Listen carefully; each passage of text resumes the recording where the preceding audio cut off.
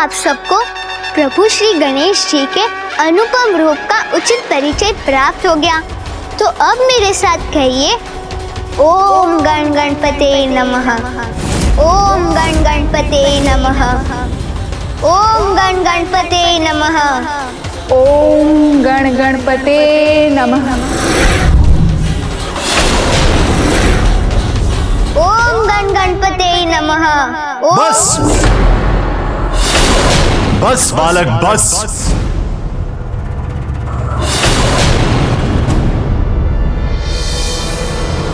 तुम कहते हो कि परम ब्रह्म है वो जिनके ऊपर संपूर्ण संसार का भार है, तो क्या उनके पास इतना समय है कि तुम्हारी जैसे तुच्छ कीड़ की प्रार्थना सुनकर, तुम्हारी पुकार सुनकर तुम्हारी रक्षा करने के लिए आएगा? हाँ, वो अवश्य सुनेंगे मेरी पुकार।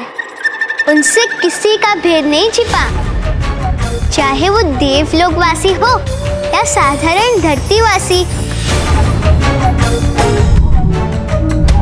जीव बड़ा हो या छोटा, सब उनके लिए समान है। इसलिए वो मेरी भी पुकार सुनेंगे।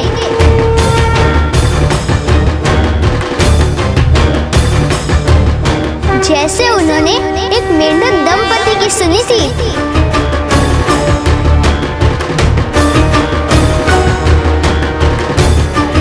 और प्रभु का नाम लेने मात्र से उन दोनों का उद्धार भी हुआ। बालक, मेंढक मेंढकी की कथाएं तुम जैसे बालक को ही सुहाती हैं। हमारे पास इस सब का समय नहीं है। सुना पद्मन, इसे नहीं असुर माता, ये मात्र कथा नहीं, प्रभु श्री गणेश जी की लीला है जो सभी जीवों को आस देती है। माता, अपनी अंतिम इच्छा पूर्ण कर लेने दीजिए इसे। धन्यवाद।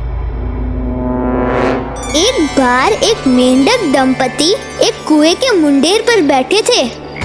मेंढकी प्रभु श्री गणेश जी के नाम का उच्चारण कर रही थी।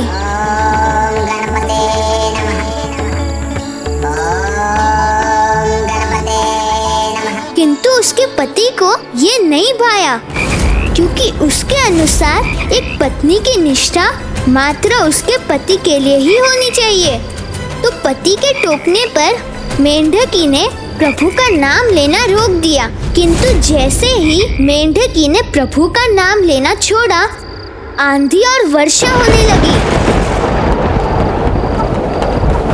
आकाश से विद्युतीय तरंग कुएं के मुंडेर पर गिरी और वो दोनों कुएं में गिर गए। वर्षा निरंतर होती रही। फिसलन के कारण वो दोनों ऊपर भी नहीं चढ़ पा रहे थे और दूसरी ओर एक जल सर्प उन्हें निगलने की ताक में था। उनका जीवन संकट में था। मेंढक तो बचने की आशा छोड़ चुका था, किंतु मेंढकी को अभी भी अपने प्रभु श्री गणेश जी से आस थी। और तब उसने मेंढक से अनुमति मांगते हुए कहा, स्वामी, मुझे प्रभु श्री गणेश जी का नाम लेने दीजिए। लाचार मेंढक ने मेंढकी का निवेदन स्वीकार कर लिया और मेंढकी प्रभु के नाम का जाप करने लगी।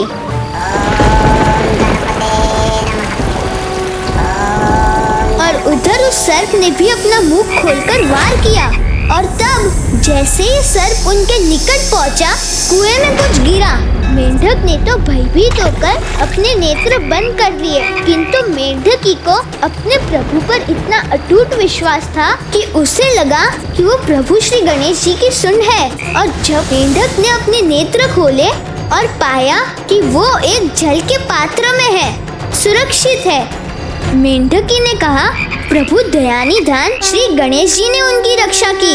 किंतु मेंढक को तो प्रभु पर विश्वास नहीं था, तो वो बोला, ये तो एक मात्र संयोग है।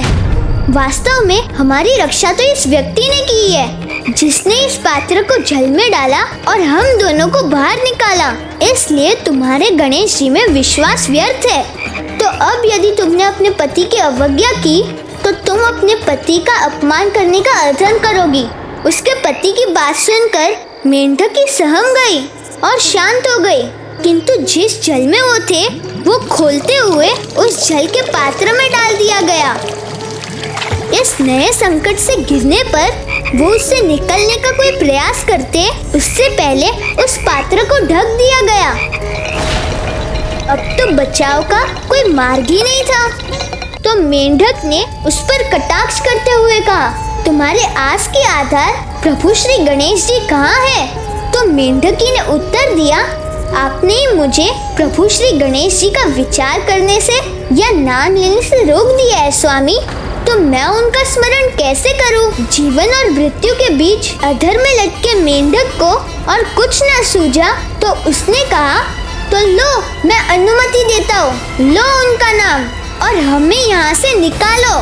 किंतु मेंढकी ने कहा, यदि मैंने ऐसा किया तो आप मुझे प्रभु का नाम लेने से कदापि नहीं रोकेंगे।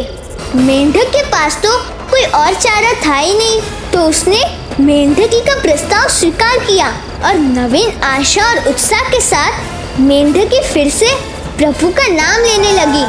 बस मेंढकी द्वारा प्रभु का नाम लेने की देर थी कि जल का पात्र जल के उबलने से कंपित होने लगा और फिर अचानक टूट गया और जल बिखर गया और मेंढक और मेंढकी फिर से मुक्त हो गए।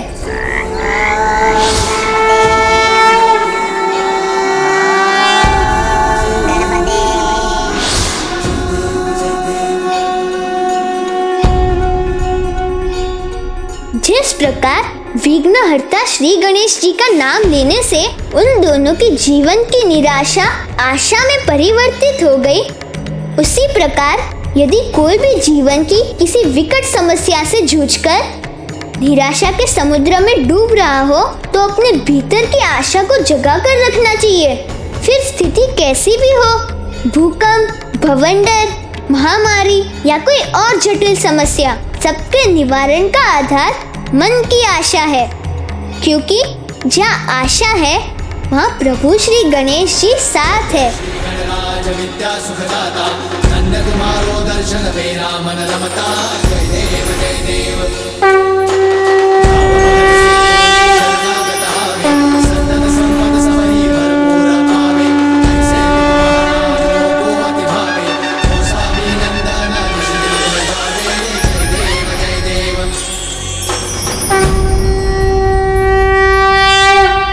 और मेरी क्या आशा है ये भी सुन लीजिए। मेरे प्रभु कार्तिकेय मात्र मेरी रक्षा के लिए नहीं, अपितु कुटिलता, कपट, दुष्टता, अधर्म का अंत कर धर्म की स्थापना के लिए भी यहाँ आएंगे। और जब तक आस है तब तक श्वास है, और जब तक मेरे प्रभु श्री गणेश जी मेरे साथ है तब तक ना कोई मुझसे मेरी आस छीन सकता है, न मेरी श्वास। जयंत की भक्ति और प्रभु कार्तिकेय की शक्ति पर विश्वास रखिए देवराज। अपना व्रत संपन्न करने के उपरांत वो स्वयं उसे मुक्त कराएंगे।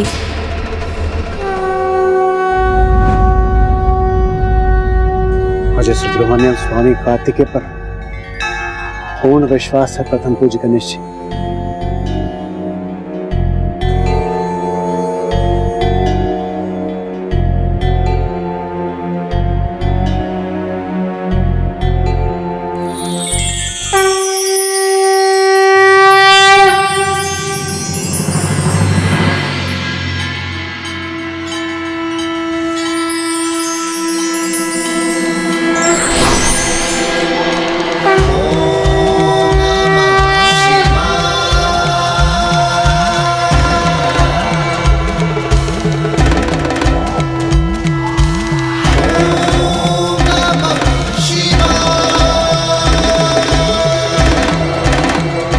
प्रणाम प्रभु। प्रणाम माता। कल्याण कल्याण।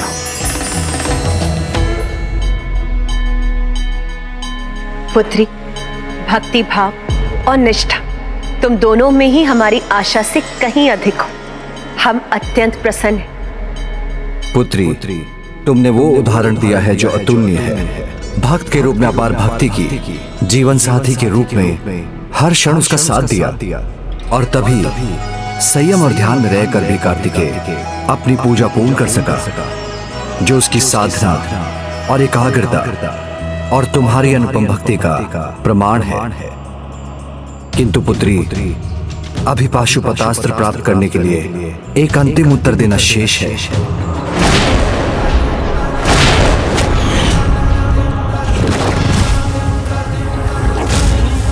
जिस प्रकार अब तक की यात्रा में तुमने एक श्रेष्ठ संगी होने का उदाहरण प्रस्तुत किया है, तो क्या उसी प्रकार तुम उसके स्थान पर रहकर इस प्रश्न का उत्तर दे सकोगी?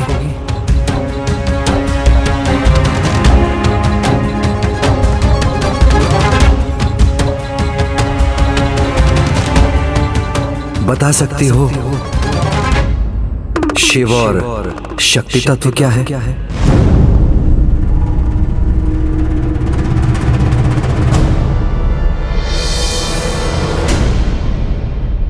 तुम्हारा उचित उत्तर ही उसे पाशुपतास्त्र पाने में सफल कर सकेगा, अन्यथा उसकी संपूर्ण यात्रा और उसकी साधना विफल हो जाएगी।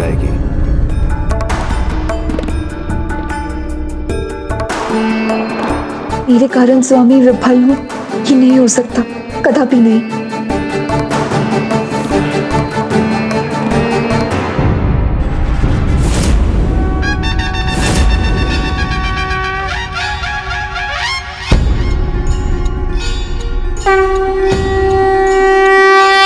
प्रभु महादेव, स्वामी के स्थान पर आपके प्रश्न का उत्तर मैं अवश्य दूंगी।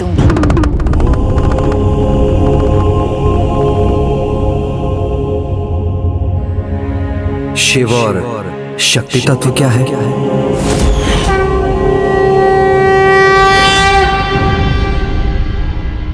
शिव और शक्ति एक दूसरे से विलग नहीं है। शिव तत्व में शक्ति और शक्ति तत्व में शिव समाहित है।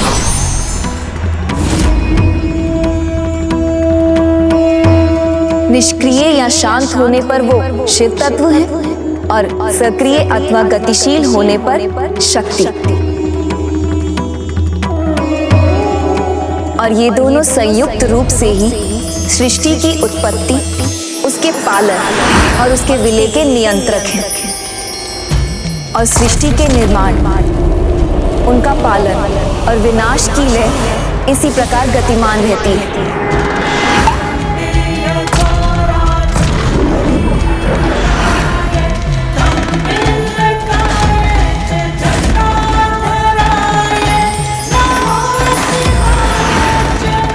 जिस प्रकार जब तक हाथ पेड़ से तोड़कर फल जीवा तक ना ले जाए, तब तक प्राणी को उसके स्वाद का पता नहीं चलता, उसी प्रकार शक्ति गतिमान होकर शिव को संसार के प्रति उनके हृदय में भाव जगाती है, और फिर दोनों के परस्पर सहयोग से संसार भी गतिमान होता है। उसी प्रकार मेरे सहयोग से स्वामी की पूजा भी पूर्ण हो रही है।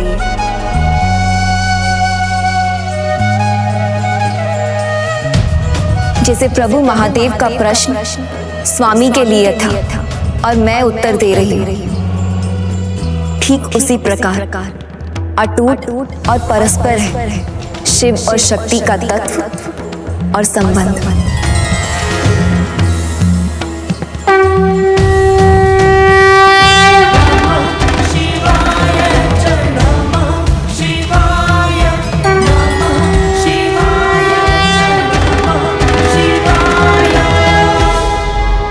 शिव और शक्ति के भांति पति और पत्नी भी अभेद हैं और एकाकार होकर नई रचना का निर्माण करते हैं, आगे बढ़ते हैं।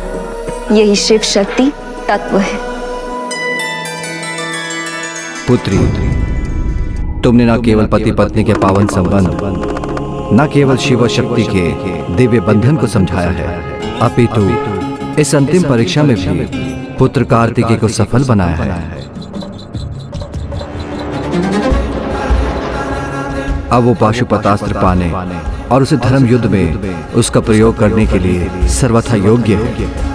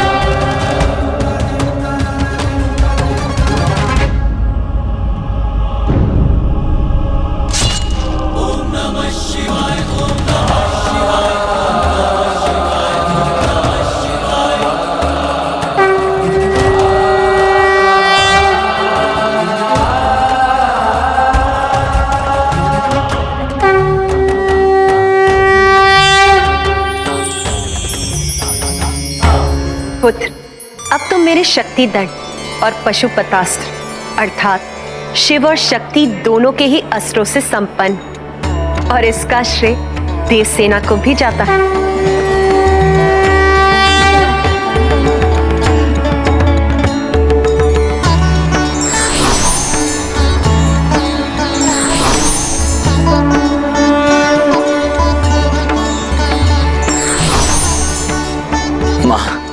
पिताश्री, आपके इस पुत्र पर आप दोनों की इस कृपा के लिए आपको कोटि कोटि धन्यवाद। अब आप दोनों मुझे ये आशीष दीजिए कि मैं अपना कर्तव्य पूर्ण कर सकूं। सफल भवा। पुत्र, हमारा आशीष सदा तुम्हारे साथ है कि तुम धर्म का प्रतीक बन अधर्म का नाश करो।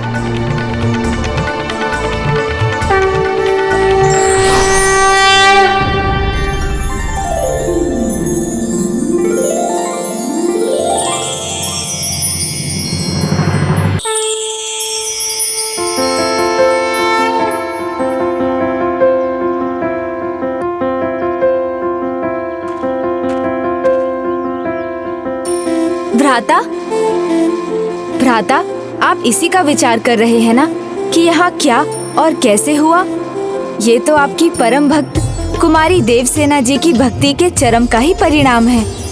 विकट परिस्थितियों में भी सभी कष्ट स्वयं सहकर उन्होंने आपकी पूजा, आपके व्रत में कोई कमी नहीं आने दी। सर्वप्रथम आपके पद चिन्हों पर चलकर उन्होंने आपके समान तीर्थ यात्रा पूर्ण की। अर्थात प्रथम वचन, किसी भी व्रत या उपवास में समानता की भागीदारी निभाना।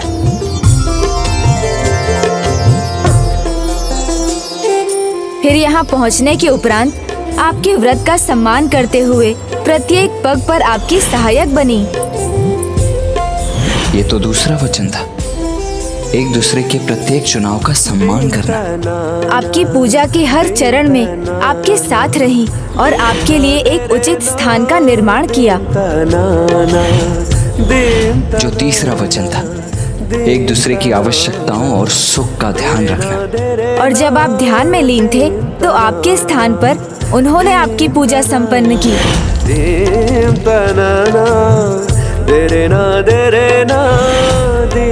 चौथा वचन, प्रत्येक अवस्था में एक दूसरे के दायित्व निभाने में साथ देना। माता, मुझे आशीर्वाद दीजिए कि मैं ये पूजा संपन्न कर सकूं। और पांचवा वचन है, एक दूसरे से विमर्श किए बिना कुछ नहीं करना। इतना ही नहीं भ्राता, मूसलाधार वर्षा में भी उन्होंने आपके व्रत, आपके ध्यान को ही सर्वोपरि माना। जलधारा को आप तक पहुंचकर आपका ध्यान भंग नहीं करने दिया। सदैव एक दूसरे का सम्मान करना, किसी भी कारणवश एक दूसरे का अपमान कदापि नहीं होने देना। तुमने मेरे लिए इतना कुछ किया, मैं उसका धन्यवाद कैसे करूं? धन्यवाद कैसा स्वामी, मैंने तो बस अपना कर्तव्य निभाया। आश्चर्य है, एक पत्नी विवाह के बंधनों में बंध कर भी जो कार्य नहीं कर पाती, तुमने तो उन्हीं वचनों को निभा दिया है। अब इसका क्या अर्थ समझूं मैं? कदाचित अब भाभी माँ से भ्राता विवाह की बात करेंगे। आप इसे मेरी श्रद्धा कहे या सेवा, ये तो आपके ऊपर है स्वामी, किंतु मैंने जो किया वो तो अटूट भक्ति से ही प्रेरित था। और मुझे आशा है कि जिस प्रकार मेरे हृदय ने आपको स्वीकार किया, उसी प्रकार आप भी मुझे स्वीकार करेंगे। आपने मेरे लिए जो कुछ भी किया है, मैं उससे बहुत प्रभावित हूँ और आपको धन्यवाद भी करता हूँ। मैं आपको स्वीकार करता हूँ।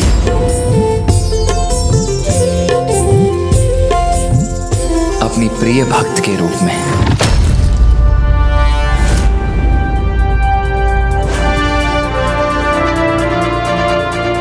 मैं अपनी कृतज्ञता व्यक्त करने के लिए और बहुत कुछ कहने का इच्छुक हूं, किंतु अभी मैं अपना ध्यान कहीं भी भटकने नहीं दे सकता, क्योंकि अभी मेरा कार्य अधूरा है।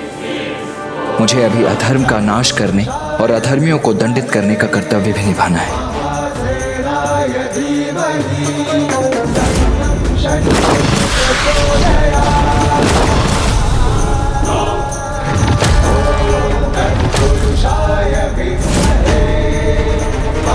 प्रभु सुब्रमण्यम कार्तिकेय स्वामी की जय। प्रभु सुब्रमण्यम कार्तिकेय स्वामी की जय। प्रभु सुब्रमण्यम कार्तिकेय स्वामी की जय।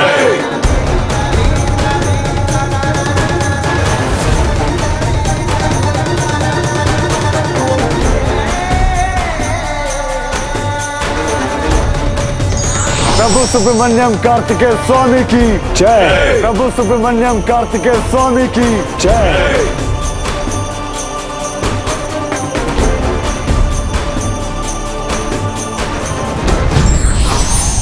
प्रणाम देवगुरु बृहस्पति जी। कल्याण हो। अब जब देव सेनापति कुमार कार्तिकेय ने पशुपतास्त्र प्राप्त कर ही लिए हैं, तो उन्हें युद्ध के लिए प्रस्थान करने में तनिक विलंब नहीं करना चाहिए।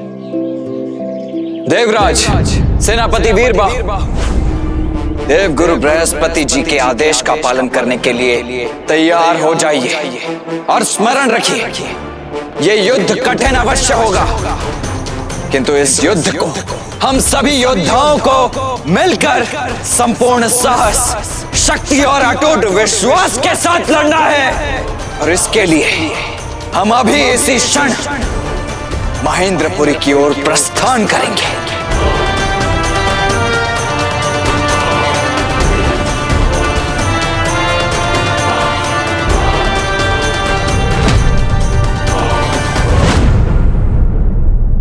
मूर्ख समझने की भूल कर रहा है मुझे ये बालक।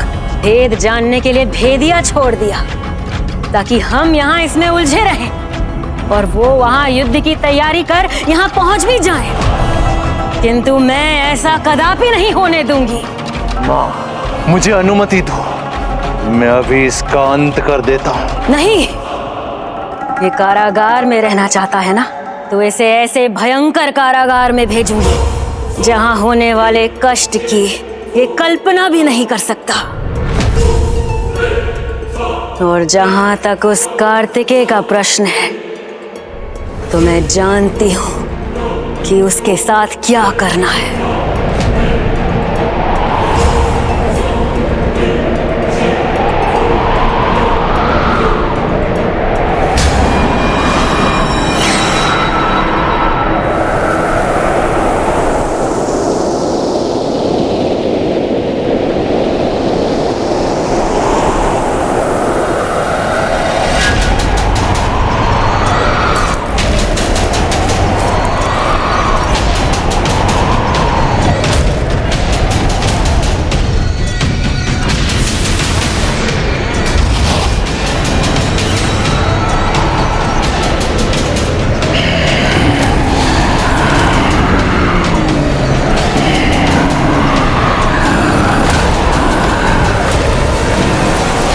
भ्राता, मुझे आज्ञा दें, मैं यहाँ से महेंद्रपुरी तक अपनी सूंड से पुल बना दूंगा, जिससे हमारी सेना वहाँ तक पहुँच सके।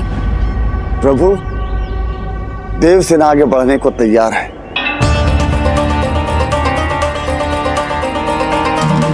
हाँ देव सेनापति, हमारी सेना युद्ध के लिए तैयार है। किंतु मुझे ऐसा प्रतीत हो रहा है जैसे आप किसी की प्रतीक्षा में हैं। नहीं देवराज, हमें इसी क्षण कूच करना चाहिए।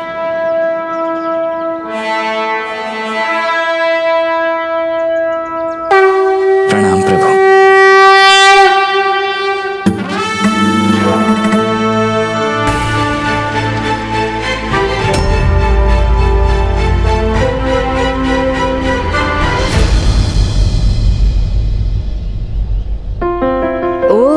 तो भ्राता भाभी माँ की ही प्रतीक्षा में थे।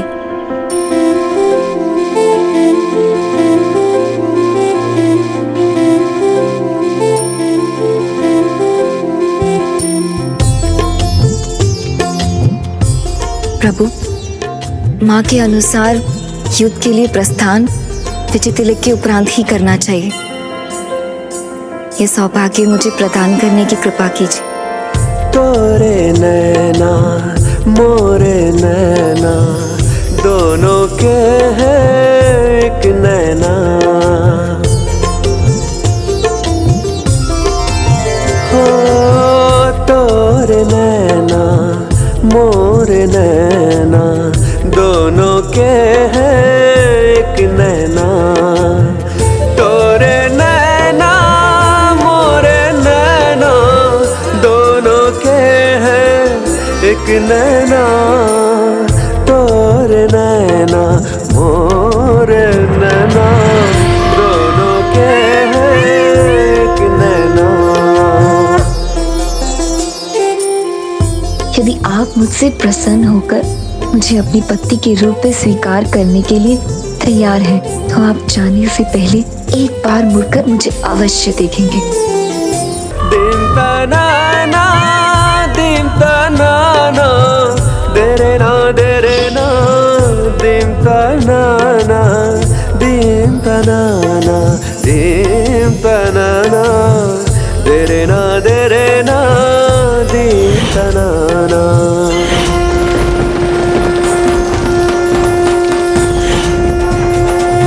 दिन तनाना देरे ना दिन तनाना दिन तनाना दिन तनाना देरे ना। ये क्या, प्रभु ने तो चाहते मुझे देखा ही नहीं। दिन तनाना देरे ना दिन तनाना।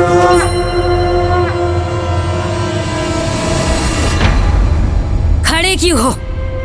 जाओ और जाकर उस कार्तिकेय और उसकी सेना की सूचना लेकर आओ।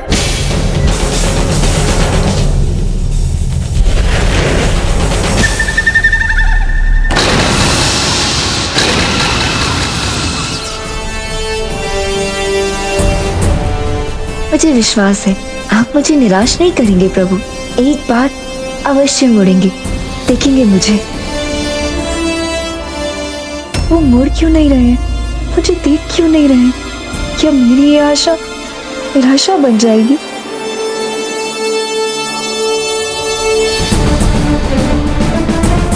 मयूर जी,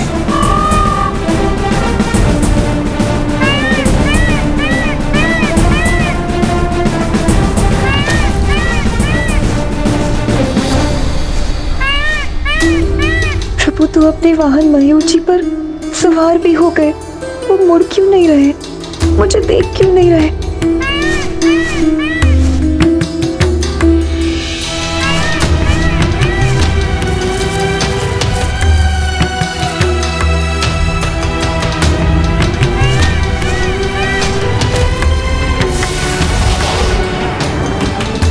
युद्ध ही दुष्टता के अंत का अंतिम उपाय है, तो अब वही करूंगा मैं। किंतु अधर्म अनाचार को रोके बिना अब मैं भी नहीं रुकूंगा। प्रभु सुब्रमण्यम कार्तिकेय स्वामी की जय। प्रभु सुब्रमण्यम कार्तिकेय स्वामी की जय।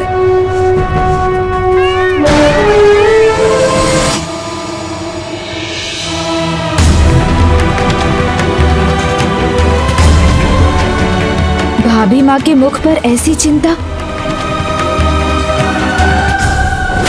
जिस प्रकार प्यास लगने पर जल की एक बूंद भी अमृत के समान होती, उसी प्रकार स्नेह संबंध, स्नेह युक्त संकेत की एक झलक भी मन को तृप्त कर देती। देवसेना कितने समय से, कितने अधीरता से पुत्र कार्तिकेय की एक स्नेह युक्त दृष्टि की प्रतीक्षा कर रही। यदि वो भी उसे प्राप्त नहीं हो तो उसका प्रेम भरा हृदय मुरझा जाएगा। भाभी माँ के हृदय को निराशा का सामना नहीं करना चाहिए। वो मेरी भाभी माँ ही नहीं, स्वयं देवताओं की सेना की शक्ति देव सेना है, जिनसे देव सैनिकों को शक्ति और ऊर्जा प्राप्त हुई है। इसलिए यदि वो निराश हो गई तो युद्ध के लिए प्रस्थान करने वाली संपूर्ण देव सेना निराशा के भंवर में डूब जाएगी।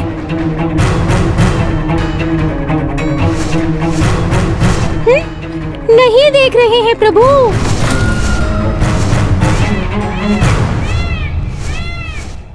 हाँ मूषक जी, उनकी दृष्टि तो उनके लक्ष्य पर ही टिकी है।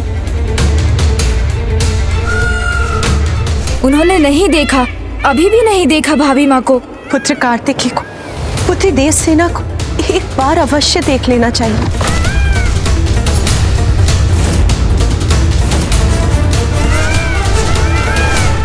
नहीं, अब तो स्वामी प्रस्थान करने वाले। अब मेरी रही सही आशा भी बिखर रही है।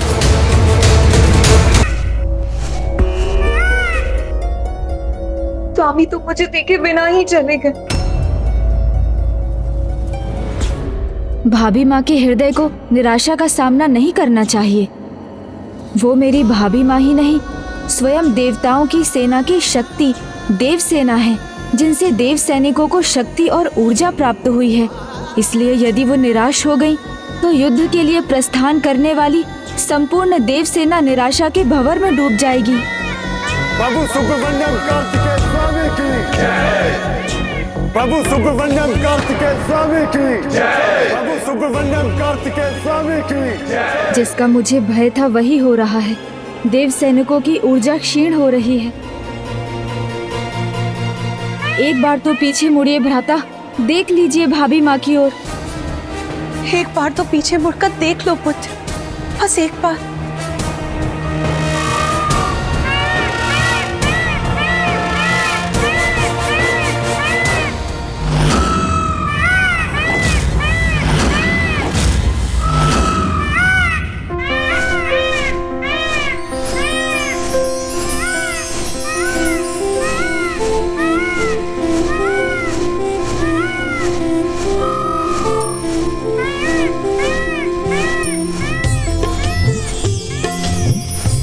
स्वामी, आपकी स्नेह भरी दृष्टि ने तो मुझे धन्य कर दिया। मेरे हृदय के स्पंदन को एक नई ऊर्जा मिल गई है। मेरे मन में आशा की ज्योत जल गई है।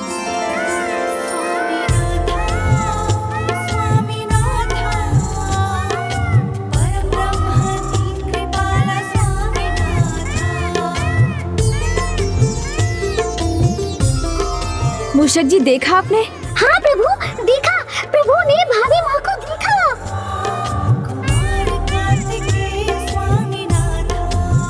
देखा स्वामी, स्नेह से भरी एक दृष्टि भी वो अपार सुख देती है जो बड़े से बड़ा उपहार भी नहीं दे सकता। कार्तिकेय ने हम सबको यह आभास करा दिया कि उसके हृदय में देव सेना के लिए एक विशेष स्थान है और उचित समय आने पर वह इस स्नेह भाव पर अवश्य खरा उतरेगा।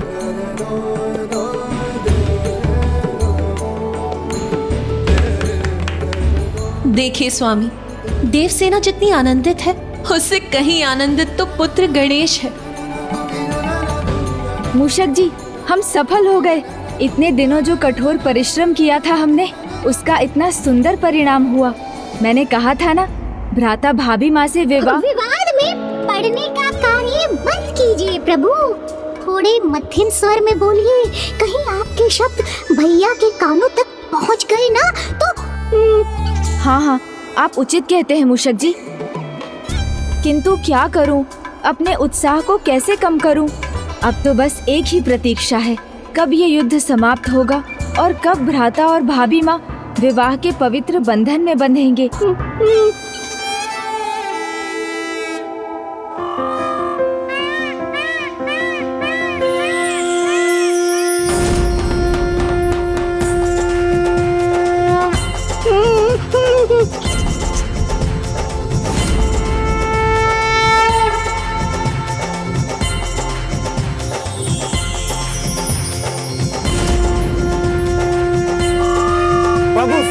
सुब्रमण्यम कार्तिकेय स्वामी की जय। प्रभु सुब्रमण्यम कार्तिकेय स्वामी की जय। प्रभु सुब्रमण्यम कार्तिकेय स्वामी की जय। प्रभु सुब्रमण्यम कार्तिकेय स्वामी की जय। प्रभु सुब्रमण्यम कार्तिकेय स्वामी की जय। गणेश, गणेश कहाँ खोए हुए हो तुम तैयार तो हो ना? प्रभु। हाँ भ्राता, आपकी बारात तैयार है।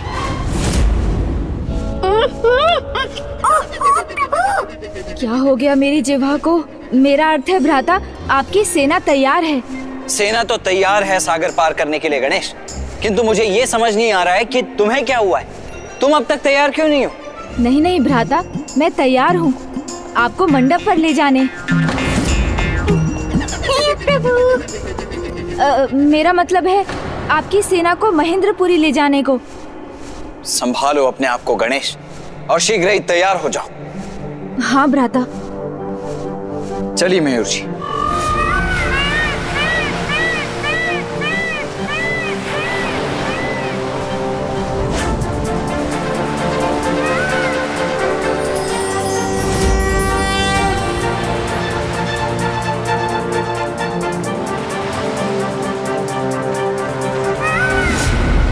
भाभी माँ सागर तट की ओर बढ़ी जा रही हैं और उनकी दृष्टि एकटक भ्राता पर ही टिकी है।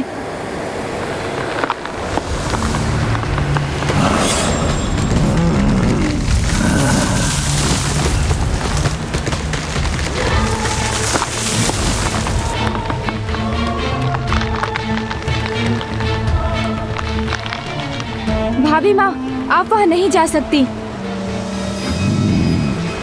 इन देवताओं की योजना तो ज्ञात हो गई, अब तनिक इन दोनों का वार्तालाप भी सुन लो। क्यों नहीं जा सकती? देवताओं की सेना जा सकती है, देवसेना नहीं जा सकती। अब भाभी माँ के इस प्रश्न का क्या उत्तर दूं? क्योंकि आप तो यहाँ रहकर भी हमारे साथ हैं भाभी माँ। संपूर्ण देवसेना और स्वयं भ्राता कार्तिकेय की शक्ति आपसे ही तो है।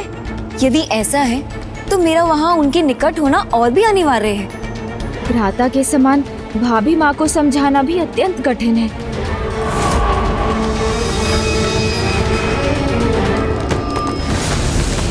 भाभी माँ, मायावी असुर छल कपट में पारंगत होते हैं, इसलिए आप संपूर्ण देवसेना की शक्ति स्रोत यदि वहाँ गई और आप पर असुरों के छल के कारण कोई संकट छाया तो संपूर्ण सेना ही संकट में आ जाएगी। और वैसे भी आपको संकट में डालना तो भ्राता भी नहीं चाहेंगे, और आपके प्रति उनका लगाव देखकर यही लगता है जैसे आपकी सुरक्षा उनके लिए सर्वोपरि है। और मुझे विश्वास है उनकी परम भक्त होने के कारण, उनकी भावी अर्धांगिनी होने के कारण आपके लिए भी उनकी इच्छा से बढ़कर और कुछ भी नहीं। हाँ गणेश जी, मैं उनकी दुर्बलता नहीं, उनका बल बनना चाहती हूँ, किंतु मैं कैलाश नहीं जाऊंगी।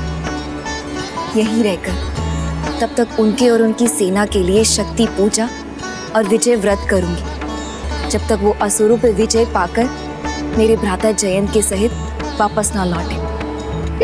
प्रभु, आप अपना कर्तव्य भी तो स्मरण कीजिए। आपने प्रभु कार्तिकेय को वचन दिया था कि उनके साथ साथ उनकी सेना भी वहाँ पहुँच जाएगी, जिसमें अब आपको बहुत विलंब हो रहा है। प्रभु भ्राता, मुझे आज्ञा दें, मैं यहाँ से महेंद्रपुरी तक अपनी सूंड से पुल बना दूंगा, जिससे हमारी सेना वहाँ तक पहुँच सके। उचित स्मरण कराया मूषक जी ने। प्रणाम भाभी माँ, अब तो मुझे भी जाना होगा। हाँ विघ्नहर्ता गणेश जी, जो आवश्यक है आप वो कीजिए, प्रभु को प्रतीक्षा ना कराइए, आप जाइए।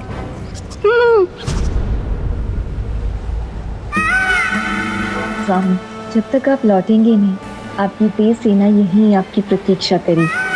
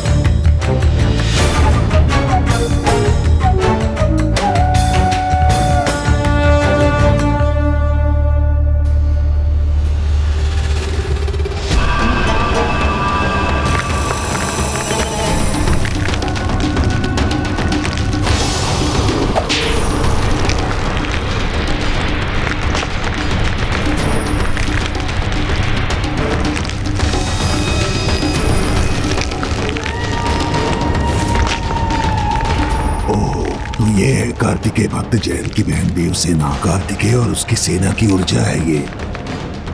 तुम सबका नायक होने के नाते आदेश देता हूँ मैं, मात्र इसकी सूचना लेकर ही नहीं, अभी तो इसका हरण करके इसको साथ ले जाएंगे हम।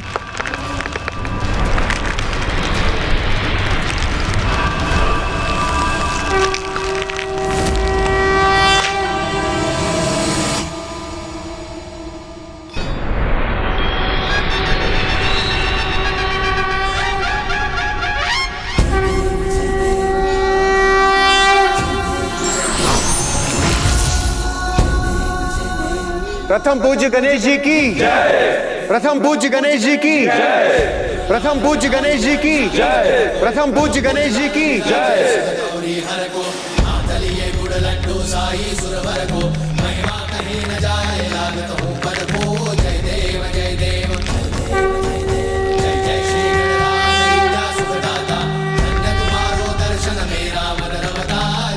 अद्भुत है विराट रूप गणेश जी का।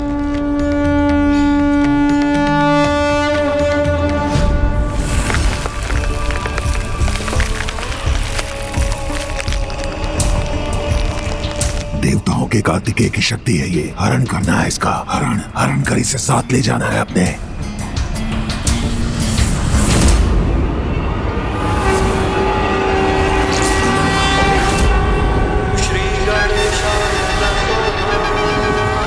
गज के लंबी सूंड वाला महान रूप होगा ये।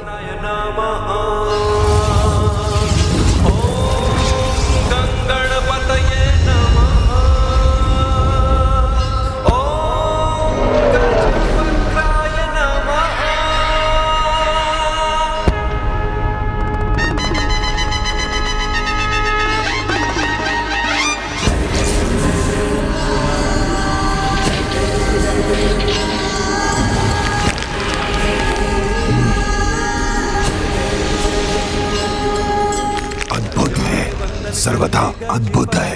शक्ति संग संयम दिखाए तुम सबको, आपदा भय हरते तुम जग को, गजवेश्वरी रूप सब पूजे तुमको जय। गजवक्र गणेश जी की जय। गजवक्र गणेश जी की जय। गजवक्र गणेश जी की जय। गजवक्र गणेश जी की जय। श्री गणेशाय नमः। गणेश से यही आशा थी मुझे, वो अपने वचन, अपने दायित्व को अवश्य पूर्ण करेगा।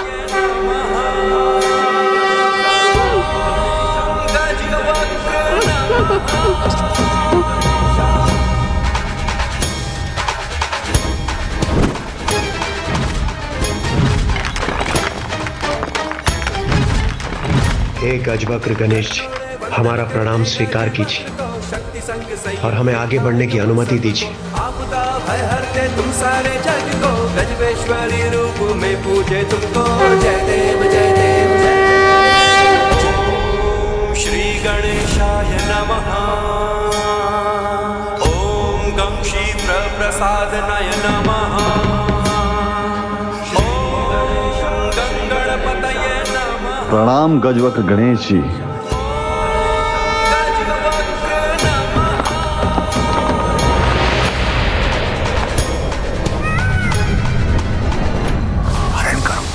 करो इस कुमारी देवसेना का, ताकि हम शीघ्र वहां पहुंचकर इन देवताओं को रोकने का उपाय कर सकें।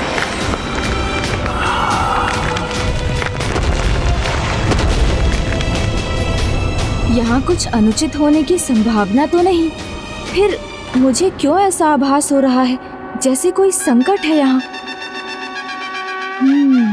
कुछ तो गतिविधि हो रही है। शांत हो जाओ, उस गजमुख को हम पर संदेह हो रहा है।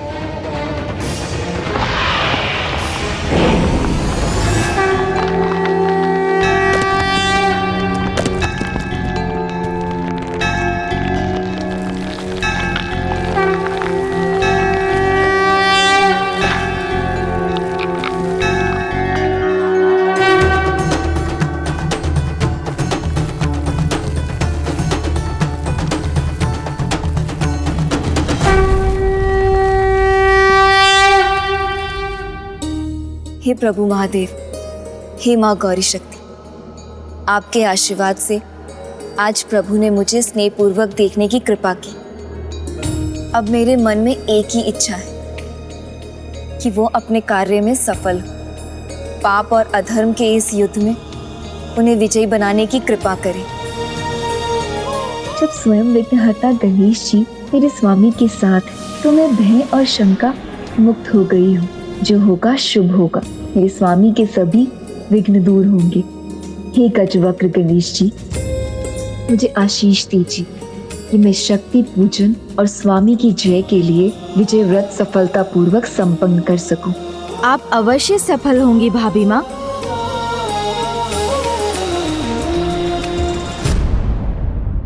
आप नहीं जा सकते मुझे छोड़कर स्वामी। उठिए स्वामी, उठिए। आप नहीं जा सकते मुझे। गणेश और वीरबाहु ने हमारे इतने बहादुर सैनिकों को मार दिया। उनका अंत क्यों हुआ? होना पड़ा उन्हें। हमें छोड़कर क्यों चले गए? हाँ स्वामी।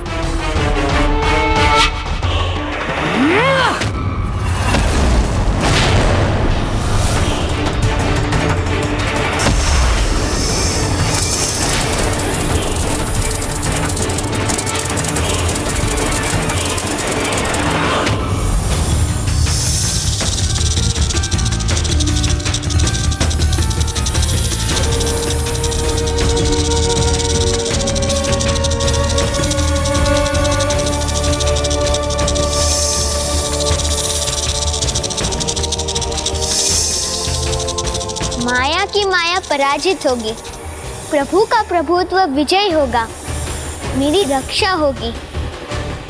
ओम सुब्रमण्यम कार्तिकेय स्वामी।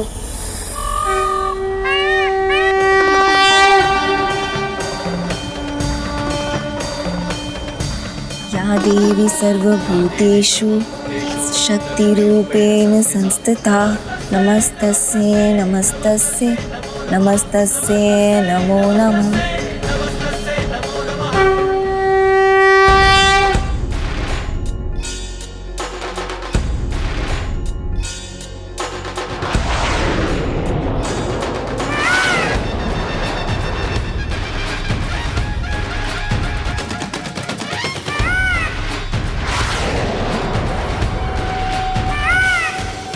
प्रणाम प्रभु कार्तिकेय। प्रभु सुब्रमण्यम कार्तिकेय स्वामी की जय। विघ्नहर्ता श्री गणेश की जय। प्रभु सुब्रमण्यम कार्तिकेय स्वामी की जय। विघ्नहर्ता श्री गणेश की जय।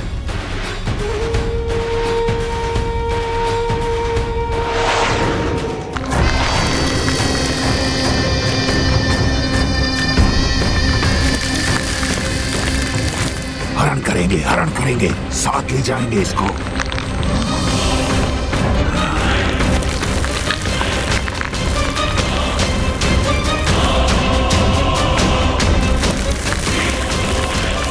नहीं, सब उचित नहीं है यहाँ।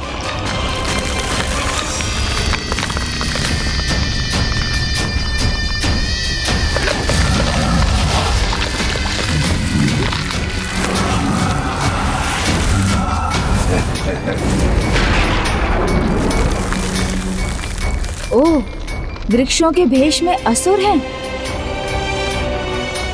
इन असुरों से मुझे भाभी माँ की रक्षा करनी होगी, किंतु हमारी सेना के महेंद्रपुरी पहुंचने के पहले मैं यहाँ से नहीं हिल सकता। मूषक जी, आप जाइए और भाभी माँ की रक्षा कीजिए। ठीक है वो।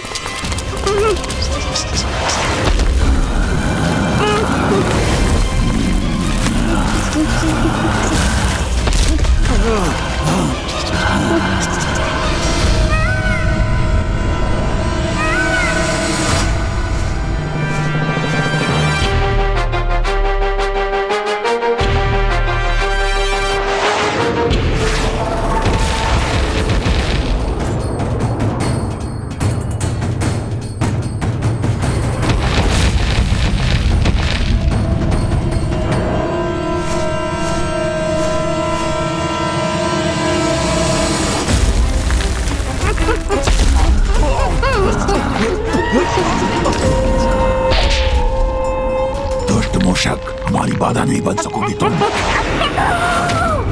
मूषक जी तो विफल हो गए, अब मुझे ही कुछ करना होगा।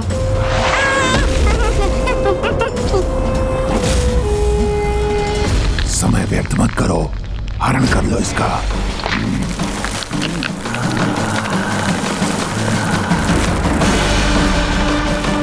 शीघ्र देवसेना को महेंद्रपुरी पहुंचाने के दायित्व से मुक्त हो जाऊंगा मैं, किंतु क्या इतना समय है मेरे पास?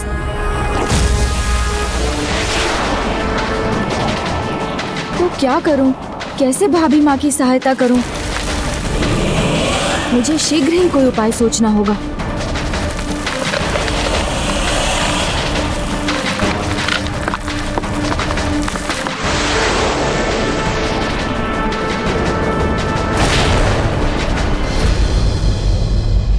स्वामी उठिए, आप नहीं जा सकते मुझे छोड़कर। स्वामी उठिए, स्वामी।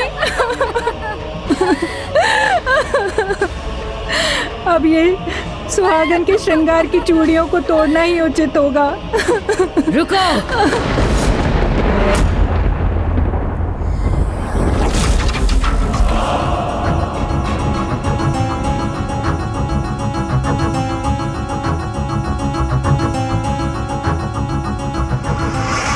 चूड़ियां तोड़ने की कोई आवश्यकता नहीं है और ना ही सिंदूर मिटाने की।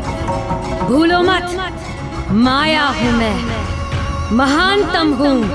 आवश्यकता हुई तो बार बार पुनर्जीवित कर दूंगी इन्हें, किसी की भी मृत्यु नहीं होने दूंगी। ये जीवित हो जाएंगे?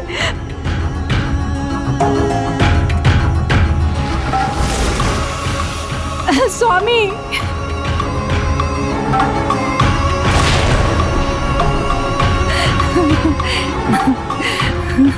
जब तक कार्तिकेय के विरुद्ध युद्ध में विजय प्राप्त नहीं होती तब तक मुझे इनकी आवश्यकता है, इसलिए जीवित रखना होगा इन्हें।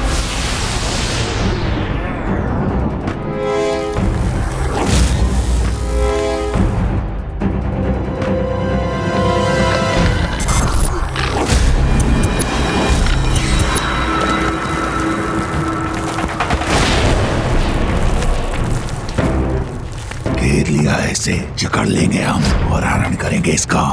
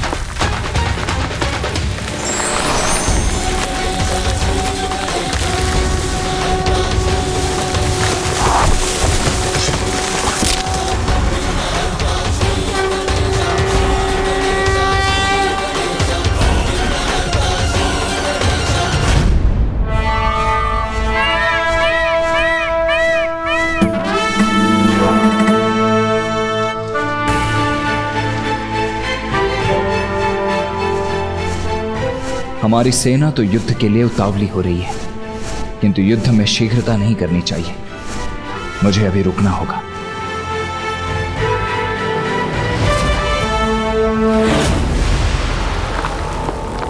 कितना भी काट लो हमें, फिर बढ़ेंगे हम, पहुंचेंगे इस तक, इसे बंदी बनाएंगे, ले जाएंगे अपने साथ।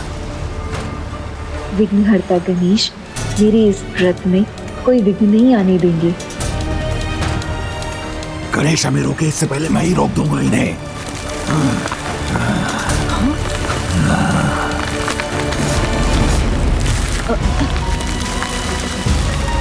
या देवी सर्वभूतेषु शक्तिरूपेण संस्थिता नमस्तस्यै नमस्तस्यै नमस्तस्यै नमो नमः या देवी सर्वभूतेषु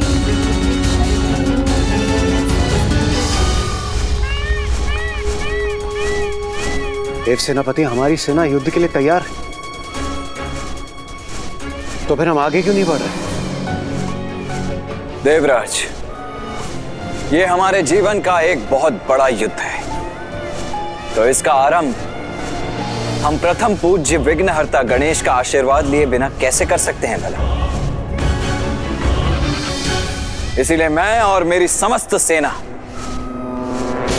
तब तक यहीं प्रतीक्षा करेंगे जब तक प्रथम पूज्य गणेश स्वयं यहां नहीं आ जाते।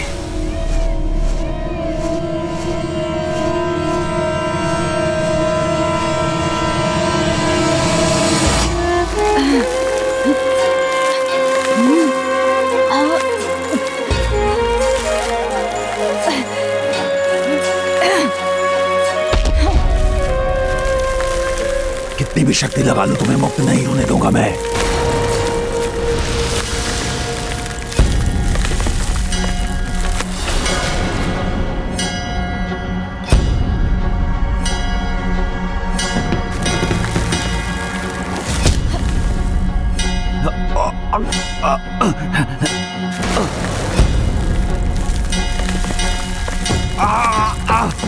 कष्ट हो रहा है हमें।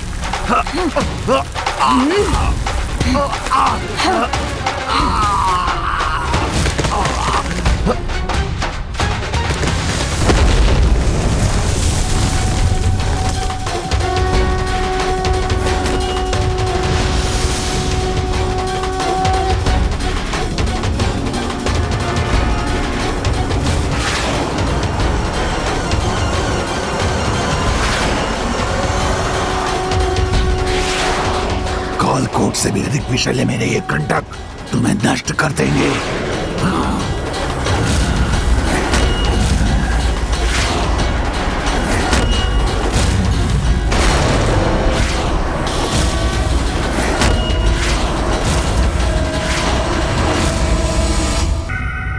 किंतु प्रभु, गणेश जी अभी तक यहाँ पहुँचे क्यों नहीं? कहीं उन पर कोई विघ्न तो नहीं? जो स्वयं विघ्नहर्ता हैं, उन पर भला कोई विघ्न कैसे आ सकता है? प्रथम पूज्य गणेश स्वयं सबको सुरक्षित करते हैं, सबको असुरक्षा से बचाते हैं। वो उन पर कोई असुरक्षा या बाधा संकट बनकर कैसे आ सकती है? आप निश्चिंत रहिए, प्रथम पूज्य गणेश जी शीघ्र ही यहाँ अवश्य आएंगे।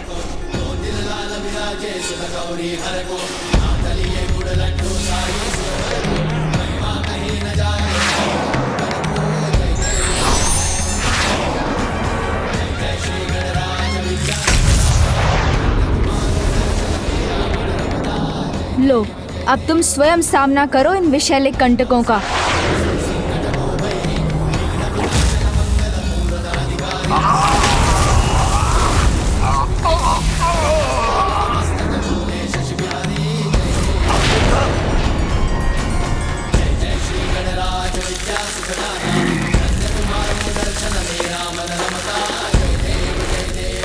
असुर सम्राट भगवान सुरापद्मन का कार्य अवश्य करूंगा मैं। इसे अपने साथ ले जाकर ही रहूंगा।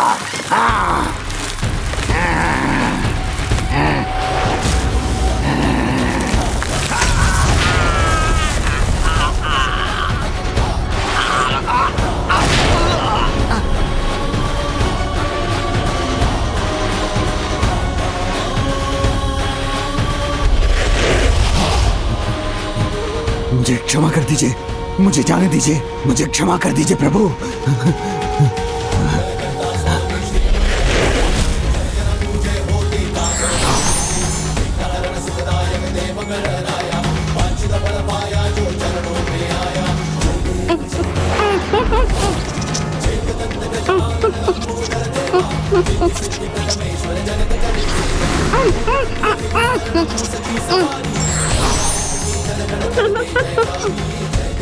भाभी माँ, देखा आपने, मेरे बिना प्रभु का कोई कार्य संपन्न नहीं होता।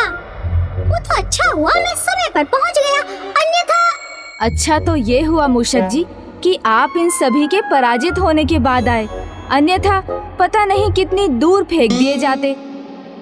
भाभी माँ, देखा आपने, कार्य सभी मैं करूं, किंतु प्रभु के मुख से मेरे लिए प्रशंसा का एक शब्द नहीं निकलता। अब यदि मैं इस असुर भेदी को न रोकता तो वो उस दुष्ट असुर सम्राट को सभी सूचना दे देता ना, ये भी बता देता कि कुमारी देवसेना जी अर्थात आप यहाँ अकेले हैं।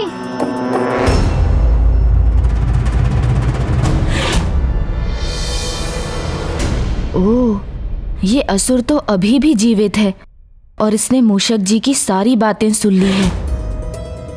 मूषक जी जो भी हो, आप दोनों ने उचित समय पर आकर मेरी रक्षा कर ली और अब मैं मंत्र उच्चारण संपन्न कर सभी चिंताओं से मुक्त अपनी पूजा पूर्ण कर सकती हूँ।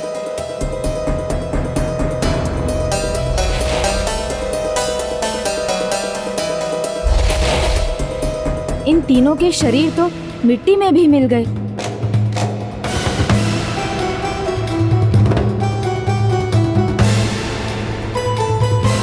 मूषक जी, एक और असुर था ना यहाँ, वो कहाँ गया? चिंता मत कीजिए प्रभु, सर्वप्रथम उसका अंत हुआ था तो उसका शरीर भी मिट्टी में मिल गया होगा। मिट्टी में मिला नहीं, मिट्टी में खड़ा हूँ मैं, एक पौधा बनकर, बस एक उचित अवसर की प्रतीक्षा में। मेरी रक्षा करने के लिए आपको कोटि कोटि धन्यवाद गणेश जी। अब मैं शांति से अपनी पूजा पूर्ण कर सकती हूँ। किंतु आपको तो स्वामी के पास पहुँचना चाहिए, वो आपकी प्रतीक्षा कर रहे होंगे। भ्राता मेरी प्रतीक्षा अवश्य कर रहे होंगे, किंतु मैं अभी भी उस चौथे असुर को लेकर निश्चिंत नहीं। यही है देवताओं की शक्ति, किंतु अब हम असुरों से इनकी रक्षा कौन करेगा? देवता नहीं, गणेश वो भी नहीं, कोई नहीं। ये सारे असुर परास्त तो हो गए, किंतु अभी मेरी चिंता टली नहीं है।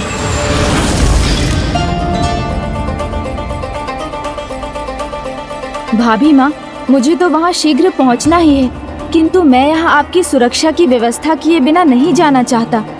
प्रभु की कृपा से मैं सुरक्षित हूँ और मैं सुरक्षित रहूंगी।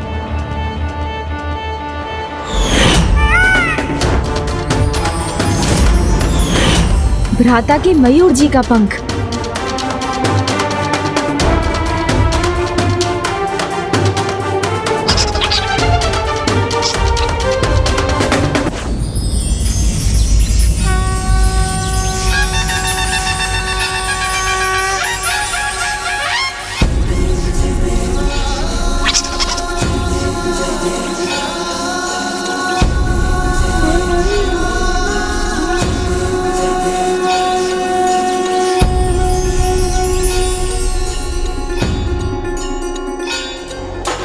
इस मयूर पंख से खिंची इस सुरक्षा रेखा के भीतर ही रहिएगा।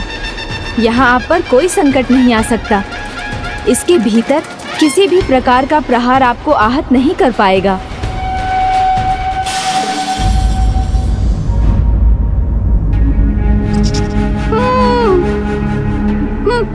क्या हुआ भाभी माँ, आप क्यों चिंतित हो गई?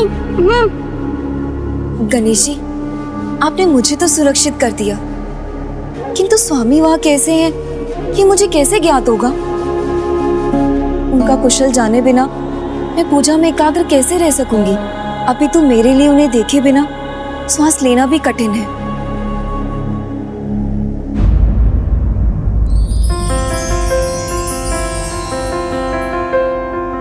ये लीजिए, ये मयूर पंख भ्राता ने आपके लिए ही छोड़ा था।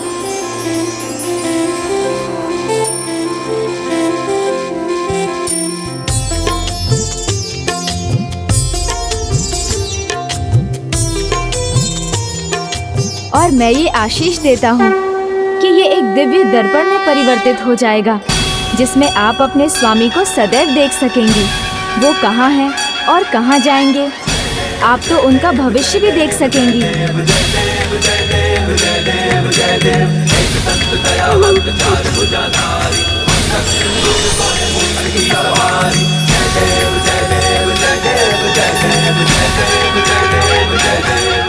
अब मुझे आज्ञा दीजिए भाभी माँ।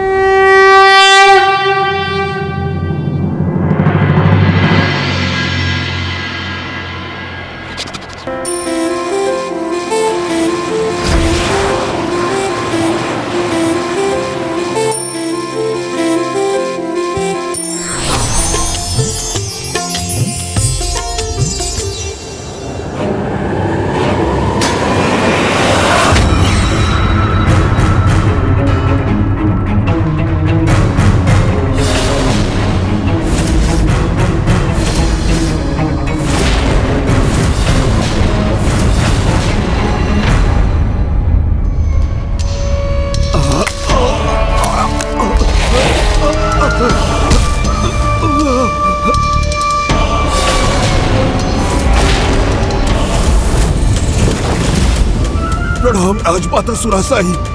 तुम्हें प्रहार हुआ है मुझ पर। ये किसने किया तुम्हारे साथ? माता सुरासाई, हमें क्षमा कीजिए, हम उसे नहीं ला पाए। कौन? किसे नहीं ला पाए? वो अत्यंत महत्वपूर्ण है। हमने उसे पकड़ लिया था, किंतु गणेश उसकी रक्षा के लिए पहुंच गए।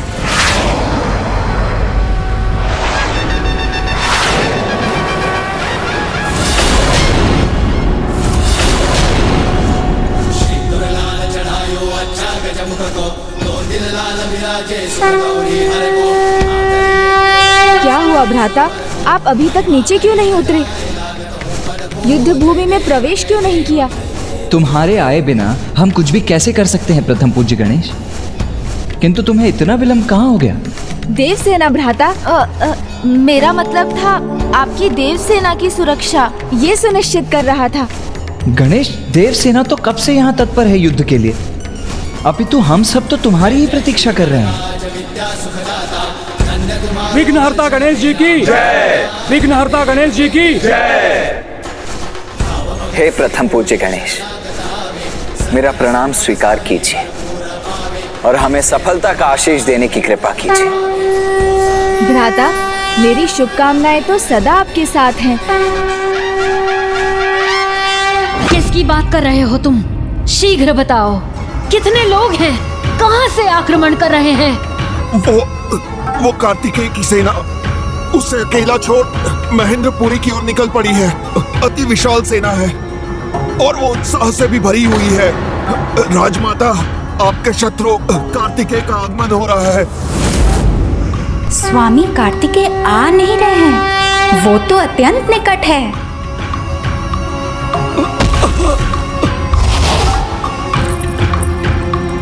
मेरे प्रभु कार्तिकेय सुब्रमण्यम स्वामी यहाँ आ चुके हैं।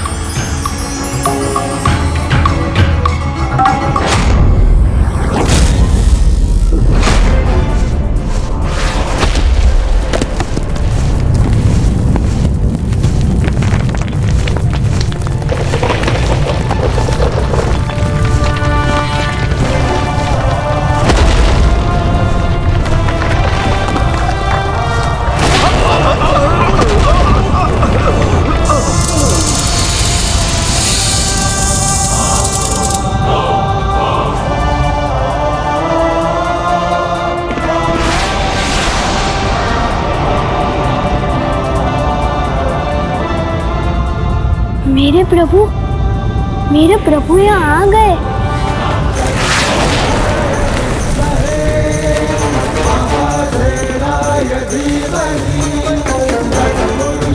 प्रभु,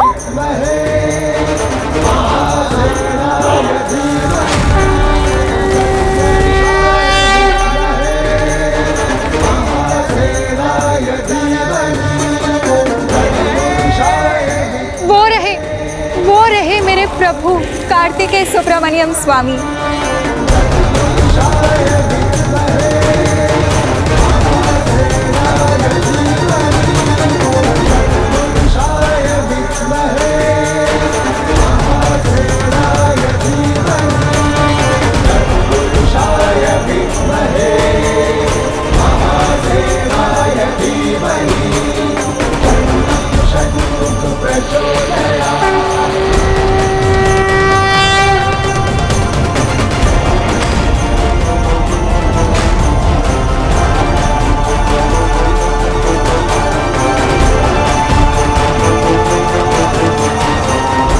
जहां तक दृष्टि जा रही इसकी सेना बिछी हुई है। माँ इसकी सेना चारों ओर से हम पर आक्रमण करने के लिए तैयार है।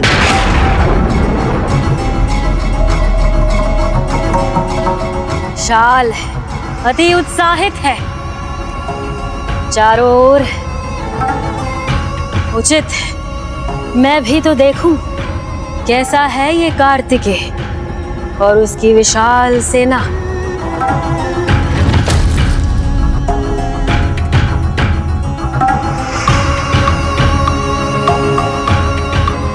अवश्य देखिए माँ, किंतु हमें इस विशाल सेना से सामना करने का उपाय तो सुझाइए। जब उसके मुट्ठी भर सहभागियों ने हमारे राजभवन को शमशान में परिवर्तित कर दिया था, तो इस विशाल सेना की शक्ति का अनुमान लगाना कठिन ही नहीं असंभव है माँ। बस शांत हो जाओ। सेना है इस बालक के पास, किंतु मैं नहीं, जो अपनी माया से इस सेना से भी विशाल सेना उत्पन्न कर सकती है। वो सेना जिसमें कभी भी किसी सैनिक की मृत्यु नहीं होगी। हमारे असुर सैनिक मृत्यु से सुरक्षित रहेंगे। फिर तो ये विशाल सेना भी धूल दूषित हो जाएगी। होगी, अवश्य होगी, क्योंकि मैं एक एक कर सभी असुर सैनिकों को पुनर्जीवित कर लूंगी। जो युद्ध में आहत होंगे उन्हें भी मैं जीवन दान दूंगी। फिर देखती हूँ कैसे ये देवता हमारी अनंत सेना को पराजित करते हैं।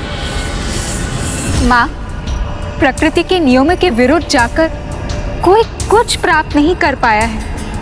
आपकी माया से असुर पुनर्जीवित होकर भी वास्तव में प्राणहीन रहेंगे, जिनके लिए अपने पराये में भेद करना संभव नहीं हो, वो तो कदाचित उन सर्पों के समान होंगे जो अपने ही शिशुओं को अपना आहार बना लेते हैं।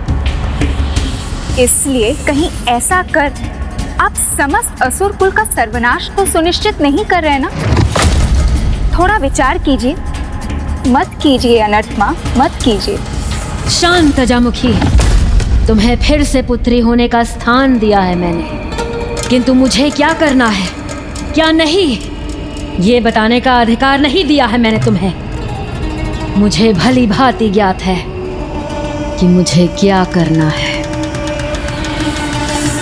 माँ को समझाना असंभव के समान है। समस्त संसार में केवल एक ही व्यक्ति है, उनके पति मेरे पिताजी महर्षि कश्यप, जो कदाचित उन्हें कुछ समझा सकते हैं। शीघ्र इस विशाल सेना का सामना करने के लिए, इसे पराजित करने के लिए, इससे भी विशाल एक सेना होगी।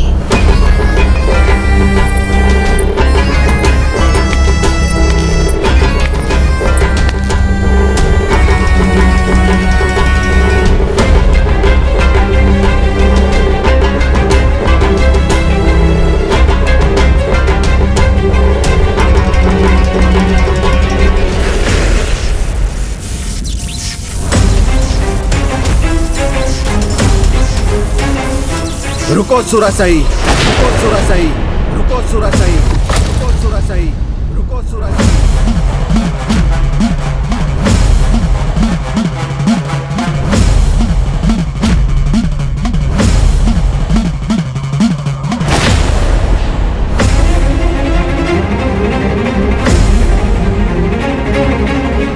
वाह पतिदेव, आज आपने इस ओर का मार्ग कैसे चुन लिया और कितना उचित समय चुना है, वो भी भूले भटके।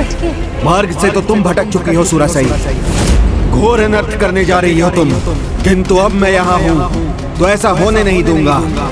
रोकने आया हूँ मैं तुम्हें यहाँ।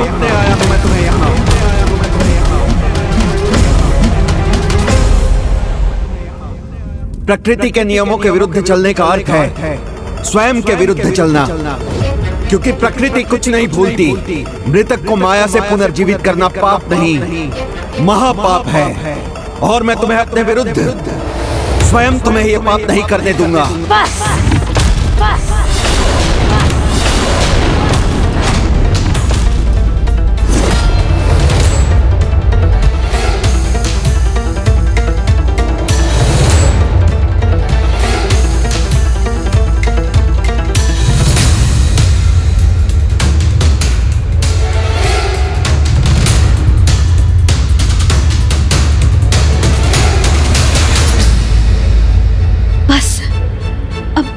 विनती कीजिए स्वामी।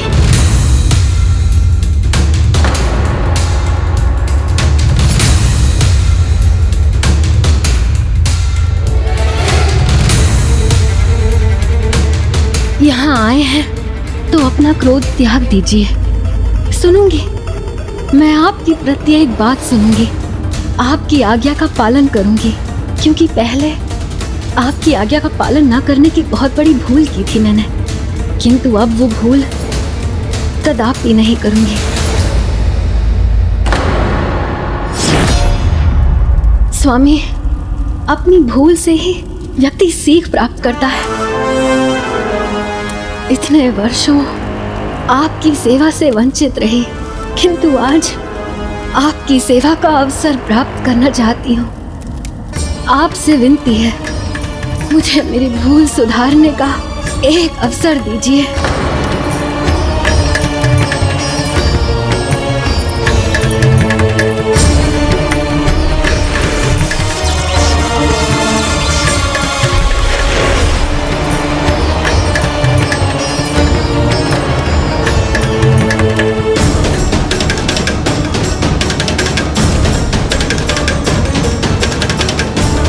मेरी संतानों को धर्म नहीं, माया का ज्ञान चाहिए।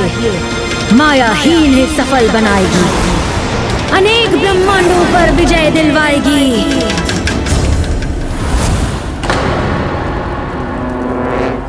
कैसे विश्वास करूं इसका? किंतु यदि कोई भूल सुधारने का प्रयास करे तो उसे एक अवसर देना तो हर किसी का धर्म है। पिताजी प्रणाम।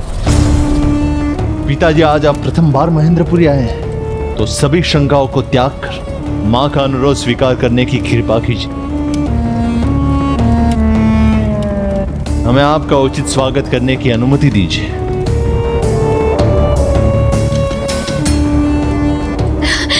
आइए आइए स्वामी, पधारिए।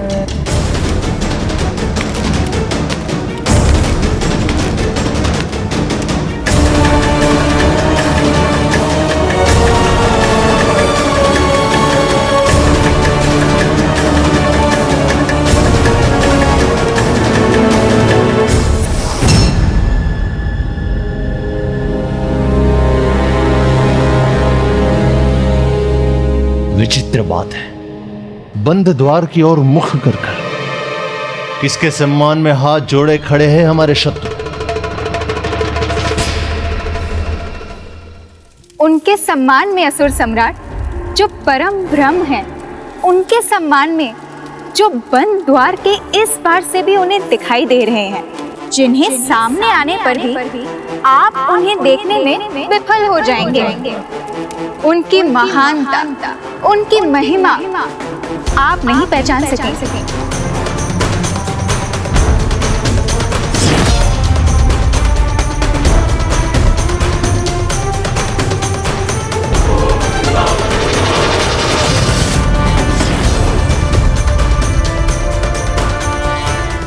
अब जब सुब्रमण्यम स्वामी के दिव्य दर्शन प्राप्त हो ही गए हैं, तो क्या आपके मन में भी वही विचार उठ रहा है विश्वकर्मा जी जो मेरे मन में है? हाँ धर्मराज, यही विचार कि स्वयं विघ्नहर्ता श्री गणेश जी और स्वामी कार्तिकेय के दूत वीरबाहु यहाँ आकर सभी बंदी बने देवताओं को मुक्त करा कर ले गए।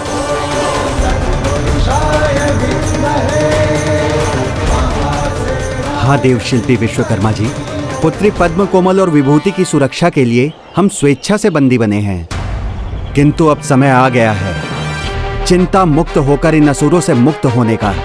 प्रभु के आगमन ने हमारा मनोबल बढ़ा दिया है। प्रभु कृपा से हमारी पुत्रियों की रक्षा स्वतः हो जाएगी। इसीलिए हमें स्वामी कार्तिकेय का साथ देने के लिए यहाँ से जाना होगा। आप उचित कह रहे हैं विश्वकर्मा जी, क्योंकि अब तो धर्मराज होने का दायित्व भी निभाना होगा मुझे, क्योंकि यहाँ अधर्मियों के विनाश के समय उनकी आत्माओं को लेने यमदूतों को नियुक्त करना होगा। बहुत उच्चारण कर लिया इन दुष्ट असुरों के नामों का। अब हम परम ब्रह्म के नाम का जाप करेंगे।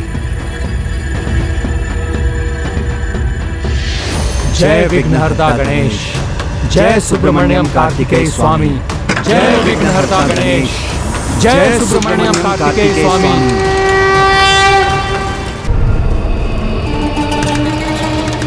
भूल हमसे ही हुई है भ्राता। जिन्हें हमें बंदी बनाकर रखना था उन्हें हमने अतिथि बनाया, अन्यथा ये दुस्साहस कदापि नहीं करते।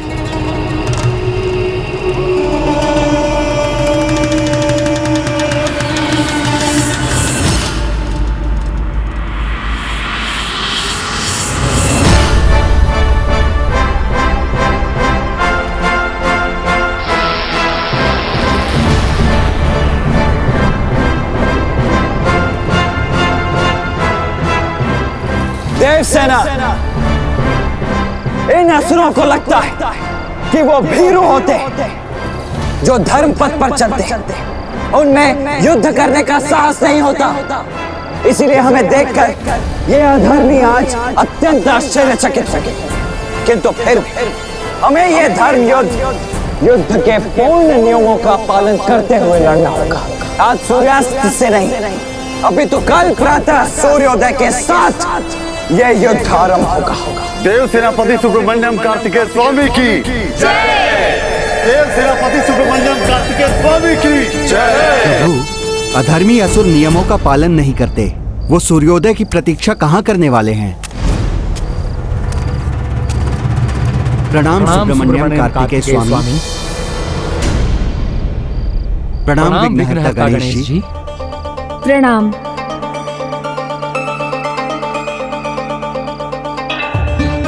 प्रथम पूज्य गणेश जी, हमारी पुत्रियों को बलपूर्वक महेंद्रपुरी की बहू बना लिया है उस दुष्ट और उसके भ्राता ने। पुत्रियां सुरक्षित रहें, इसलिए अपनी इच्छा के विरुद्ध हम भी वहां रहने के लिए विवश थे। हे देव सेनापति स्वामी कार्तिकेय, अब जब आप यहाँ हैं तो हमें विश्वास है जो भी होगा उचित ही होगा। इसीलिए अब परिणामों की चिंता किए बिना हम धर्म का साथ देने के लिए आपके सामने प्रस्तुत हैं प्रभु, और युद्ध के अंत तक अडिग रहकर आपके साथ ही रहेंगे। मुझे विश्वास है प्रभु, इस धर्म युद्ध में पाप की पराजय अवश्य होगी और पुण्य अवश्य विजयी होगा। इसमें समय लगेगा प्रभु, इसलिए मुझे देवसेना के विश्राम एवं अधर्मी असुरों द्वारा रात्रि काल में आक्रमण से सुरक्षा हेतु एक नवीन भव्य दुर्ग का निर्माण करने की अनुमति दे। विवश होकर मुझे उन असुरों के लिए एक राजभवन का निर्माण करना पड़ा। यह उसका प्रायश्चित ही होगा प्रभु।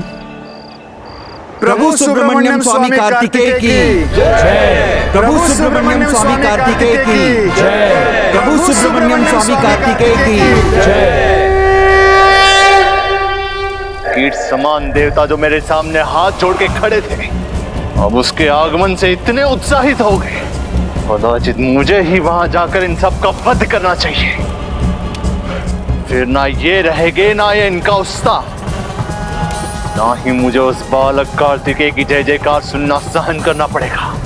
ज्येष्ठ के आक्रमण का अर्थ है युद्ध का आरंभ। क्या कोई उपाय नहीं है उसे रोकने का?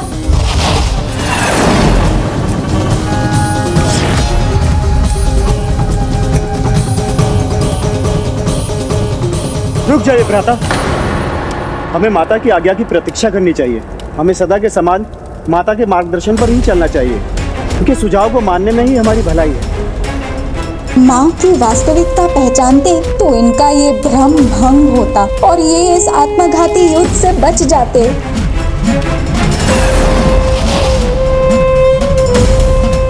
माँ के आदेश की प्रतीक्षा करूंगा मैं, और यदि एक बार उन्होंने युद्ध की अनुमति दे दी तो इन सभी के प्राण हरूंगा मैं।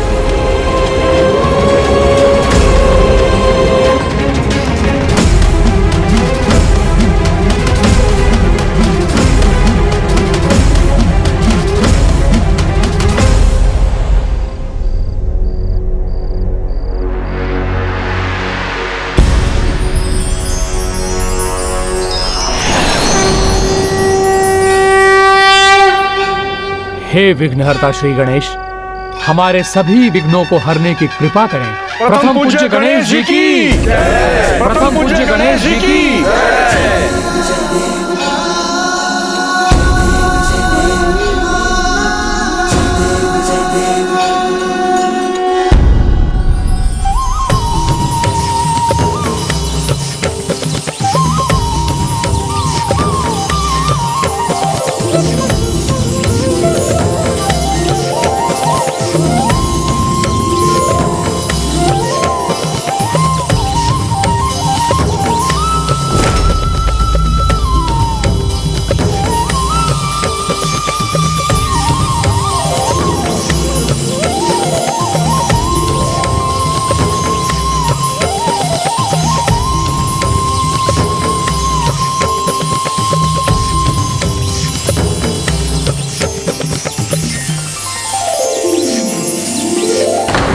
अपनी सेना के लिए दुर्ग का निर्माण कर रहे हैं तुच्छ देवता। इसकी सूचना शीघ्र माता तक पहुंचनी चाहिए।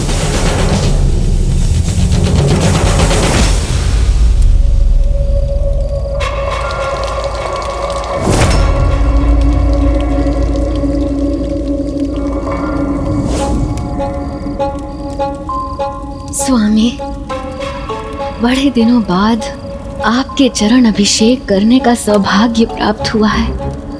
मैं तो धन्य हो गई। ऐसा सेवा भाव मात्र दिखावा कैसे हो सकता है? कदाचित इसका वास्तव में हृदय परिवर्तन हुआ है।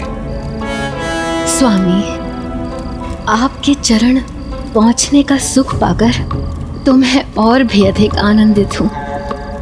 आपने यहाँ आकर मुझे धन्य कर दिया। अब तो इसका पान करना ही शेष है। स्वामी, अनुमति दीजिए। नहीं सुरासई, इसकी आवश्यकता नहीं है। आवश्यकता है प्रभु। आपके चरणामृत से ही मैं अपने अंतर में शेष बुराइयों पर विजय पा सकती हूँ।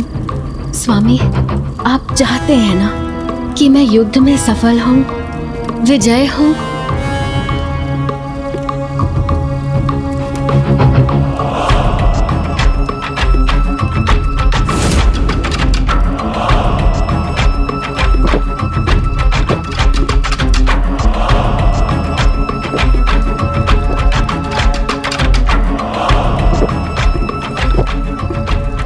सेवा भाव, ऐसा परिवर्तन, आश्चर्य।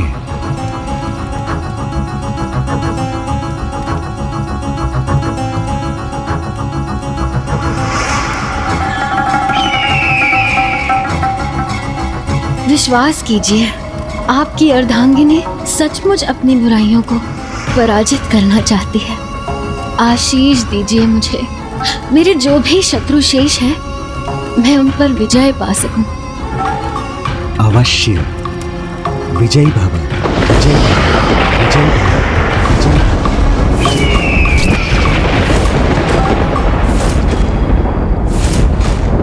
पिताजी ने ये कैसा आशीर्वाद दे दिया माँ को। विजयी भव, विजयी भव, विजयी भव, विजयी भव, विजयी भव, विजयी भव।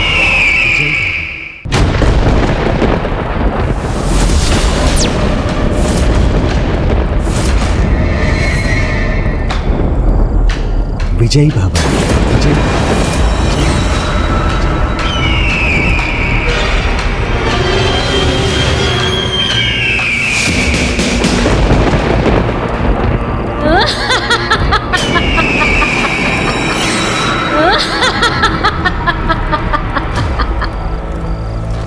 कितने भोले हैं आप स्वामी।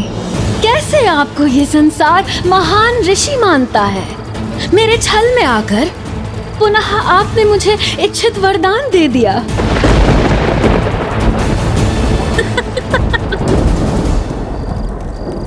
तो ये सब मेरी आओ भगत, मेरी सेवा, मेरी चरणामृत का पान करना, ये सब ढोंग था तुम्हारा?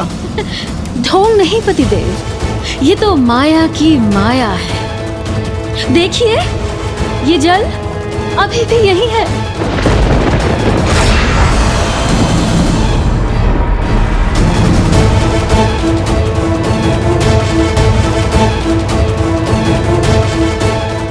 अपनी भावनाओं में बहकर मैं तुम्हारे छलावे में आ गया।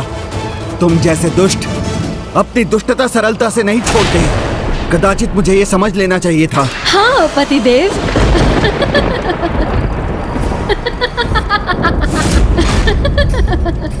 आपको अवश्य समझ लेना चाहिए था पतिदेव।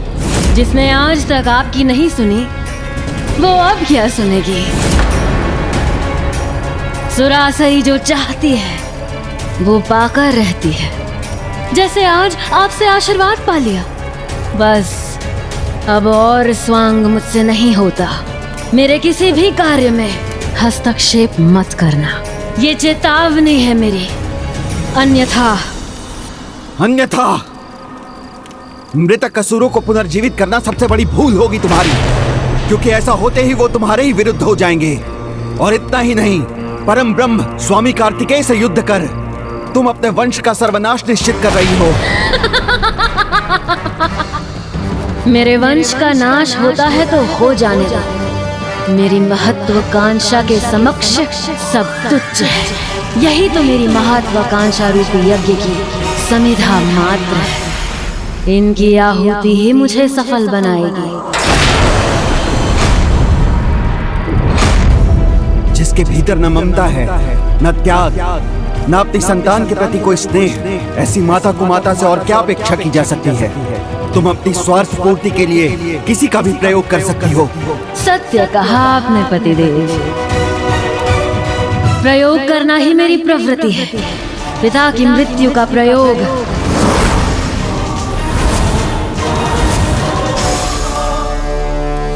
आपका भी तो प्रयोग किया, महान पुत्रों की प्राप्ति के लिए। भूल गए किस तरह सेवा का नाटक करके मैंने आपको प्रभावित किया, जिससे आप मुझसे विवाह कर सकें।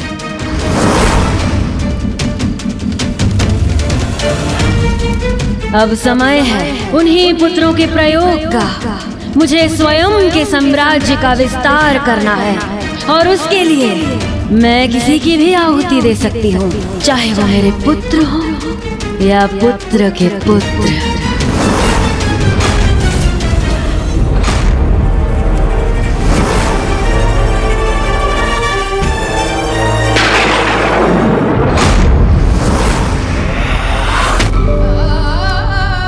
मुझे स्वयं के साम्राज्य का विस्तार करना है और उसके लिए मैं किसी की भी आहुति दे सकती हूँ, चाहे वो मेरे पुत्र हो या पुत्र के पुत्र। तो ये है माँ की वास्तविकता। वर्चस्व के संघर्ष में मुझे विजय चाहिए, किसी भी मूल्य पर, बस विजय।